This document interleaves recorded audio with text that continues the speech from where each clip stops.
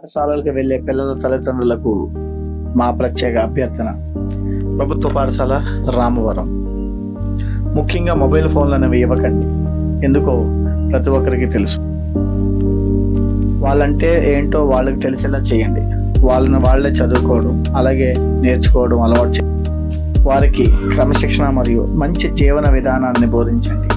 తప్పు చేస్తే శిక్షించండి, అలాగే ఒప్పు చేస్తే పొగడండి కూడా. ప్రతి ఆదివారం వారికి ఇష్టమైన వంటను తయారు చేసేందుకు ప్రయత్నించండి, అలాగే వారిని కూడా తయారు చేయమనండి.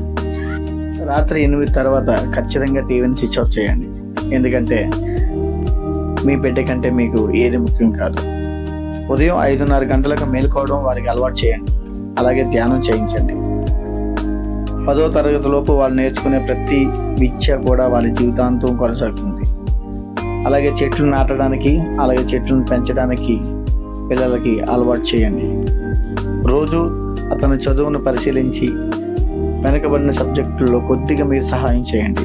మీ సహోద్యోగులు చెప్పారని, మీ పొరుగు వారు చెప్పారని, లేదంటే మీ స్నేహితులు పిల్లలు అక్కడ చదువుతున్నారని ప్రైవేట్ స్కూల్లో ప్రచారం చూసి అత్యున్నత పాఠశాలగా నిర్ణయించకండి.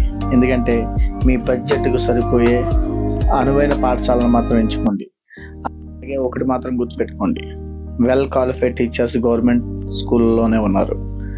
అలాగే మన రామవరంలో 30కి 30 మంది కూడా మొదటి సంవత్సరం అయినా కూడా పూర్తి పాస్ పర్సంటేజ్ అనేది వచ్చింది. ఇక ముందు ఇంకా మంచి పర్సంటేజ్లు వస్తాయని, ఇంకా మంచి మార్క్స్తో పిల్లలు పాస్ అవుతారని మీకు ఖచ్చితంగా. మీ బిడ్డల్లో ప్రతిభను కనుగొని దాన్ని మరింత మెరుగుపరచడానికి పిల్లలకి సహాయం చేయండి. సంగీతము, క్రీడలు, నటన, డ్రాయింగ్, నృత్యం మొదలైనవి ఏవి ఆసక్తి ఉంటే వాటిని ఖచ్చితంగా ప్రోత్సహించండి. వారి జీవితానికి ఇది ఆనందాన్ని ఇస్తుంది. పిల్లలు హోంవర్క్ను ఖచ్చితంగా ఒకసారి తనిఖీ చేయండి. అతను ఏవైనా ఇబ్బందులు పెడితే వాటికి సహాయం చేయండి. మీ పిల్లల్లో పంచతంత్రము, అక్బర్ బీర్బల్, తెనాలి రామకృష్ణమూర్తి కథలు పూర్వకాలంలో మన పెద్దవారు చెప్పేవారు. అలాంటి కథలను ఖచ్చితంగా మన పిల్లలకు తెలియచేయండి. మీ పనుల్లో మీకు సహాయపడమని మీ బిడ్డను అడగండి. వంటలో నవ్వచ్చు, పనుల్లో నవ్వచ్చు.